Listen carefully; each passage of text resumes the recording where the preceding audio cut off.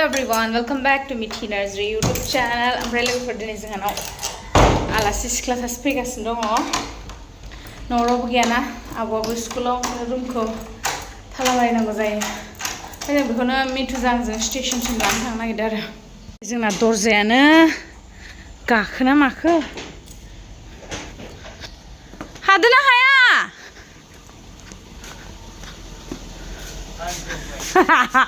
ओमफ्राय इयो बोरै गबोखो? ओंखाराना स्टेशननिफ्राय एसे थैबायहाय आं बिदि हमनांगौबा दे साबे खर'आव नांबा थैलाबायबा आं भिडिअ इनो गना होबाय आरो जोंना दरजा गुनायासो जखोना माखो मिन्थियो? हा? गुनाया जखोना माखो?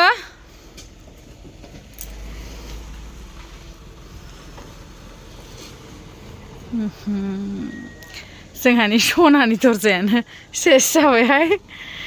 आंथ' हाया बेखौ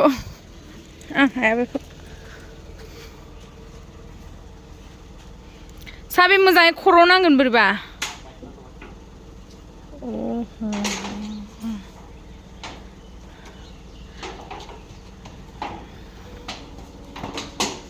दा लुथु बिमाया खर'आव नांजाथोंसैहाय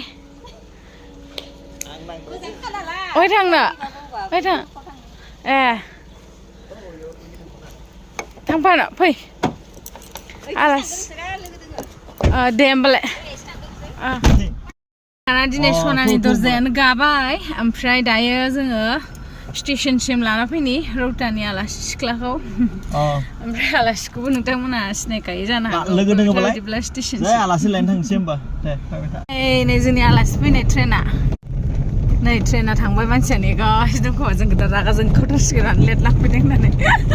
ओइयावनो आरो स्टेशना जों सौफैबाय स्टेशन खाथिथार ओमफ्राय नै बिथाङा बिथिं ओंखारबोगोन आरोखि आलासिया बोरो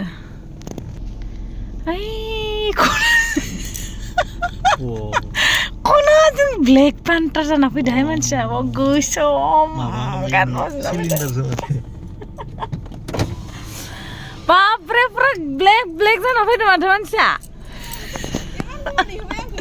फै गोबाव जिराय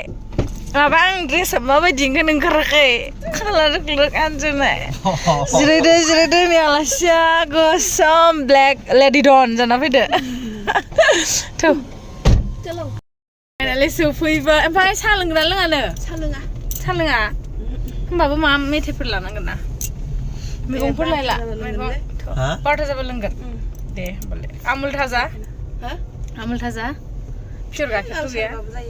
आरो जानाया आमुल थाजा लानोसै मा जागोन थौ बाजारसिम मेथाइ लाना फै बाजारा माथिं बिथिंसो ओइथिं जोंनि न' ओरै इथिंबो थांजायो रिक्सावलाफ्रासो टाउनाव एसे गाइखेर लाना थांसै बिदांनो माबा मा होनो आमुल थाजाखौनो लांसै ना बिदां आमुल थाजा पियर गाइखेर होमबालाय लाल साहाखौनो लों पियर गाइखेर मोनला दा न'आव लाखिनानै आब'आ दा स्कुल गबासो लाबोगोन नायबो ओइ मादै जि मोजां मैगं लाबोलायबाय नोंसोरो ओइ भुट जुलुकियाबो दङ लांखानोसै लाइबो दङ बे मैखुन जायोना बिदां औ मैखुना बेसे मोनसेयाव फैसा केस दङ नोंहा मैखुन मोनसे हरदो ओमफ्राय भुट जुलुकियालाय बेसेबां हा मोनथामजों भगबान मोनथामजों 20 थाखा ओइ लाइ मुथासे हर मोनब्रै होदो बाल जों लाबाय थायोना अननानै जोंखौ मा बुस्थुखौ बै भुट जुलुकिया बेखौ मोनसे हरदो दे अबे मोनसेया गोदै बै गुफुरखौनो हर दे मुथा मोननै होमबा गुफुरखौ मुथा मोननै ओमफ्राय मैखुन मोनसे बेखौ लाथ'ला दे खुदुनाखौ सबाय बिमाया मोनसेयाव बेसे आयौ मोनब्रै मोनबाल'थारहाय नाङा बेफोरखौ दे बे मैखुन हरदो ओमफ्राय बेखौ हरदो एम्फौआलाय बेसे देन्जार दामहाय खैराबारियाव बिदां माया एम्फौआ नंगौ बैयावसो खमबावबा आं बारा सानदोंमोन बाजार खालामबाय नै मैखुन लाबाय एम्फौ लाबाय बानलु लाबाय लाइ लाबाय बे लकेल दावदै नामा ए लाथ'ला होमबाबो फैसा गैथ'ला जाखो 170 जाबाय दे नै लाबाय मैखुन एम्फौ ओमफ्राय मेथाइ 10 थाखा चक्लेट जानो जों मालाबा बाखिलांगौलायो मादैमोननिफ्राय मैगं दङ इनलाय बाजारा ओइथिं मोनफैबाय आलासिया नै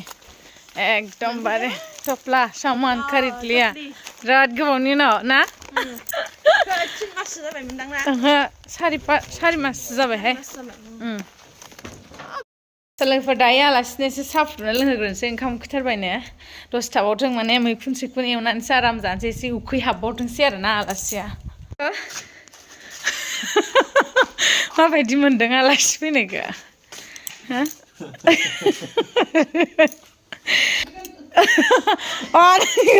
नुवालाय मोजांसिन कम्फर्टेबल फै ओइलाय रानथोंसो नै इदि गस्ला गानबा फै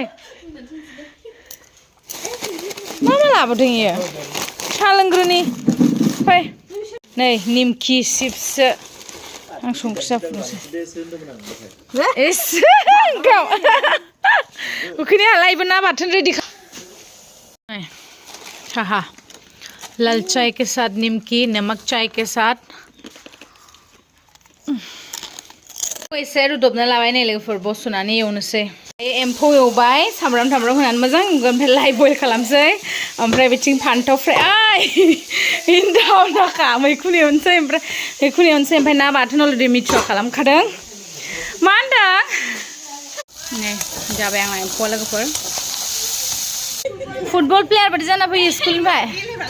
नायने जुथाफ्राखौलाय खाथियाव देखालाय माबा फुटबल गेलेनो थांदोंमोन ना स्कुल थांदोंमोन नों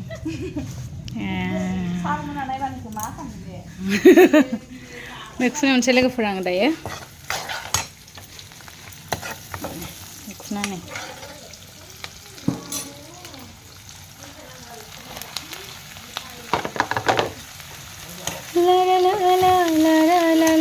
दायो आंना मैखुना जाबाय नै फाइनाल राउन्ड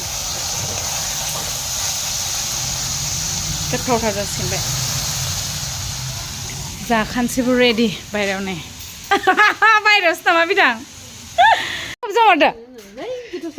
ए जादोहाय नै ओंख्रिया आलासिना बेदर जायो आलासि जा